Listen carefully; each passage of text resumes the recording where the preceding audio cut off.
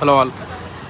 So గ్రీష్ణేశ్వర్కి మార్గం మధ్యలో ఉన్నాము. రోడ్డు పర్లేదు, బాగానే ఉంది. ఇక్కడ టీ కొంచెం బాగానే ఉంది.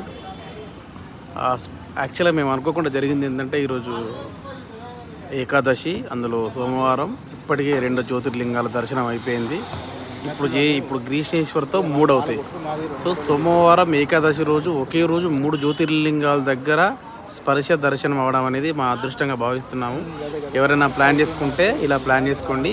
అండ్ వీక్ డేస్లో ప్లాన్ చేసుకుంటే చాలా మంచిది, స్మూత్గా వెళ్ళి రావచ్చు. హాలిడేస్ రోజు వెళ్తే కనుక, ఫ్యామిలీతో వెళ్తే కనుక చాలా ఇబ్బందులు ఎదురవుతాయి. కార్ డ్రైవింగ్ మాత్రం చాలా సేఫే ఉంది, పర్లేదు.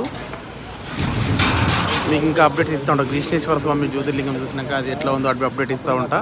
రోడ్ ట్రిప్ మ్యాప్ మొత్తం ఫుల్ వీడియో తీస్తాను. ఇది మాదంతా అయిపోయాక ఫుల్ వీడియో పెడతాను.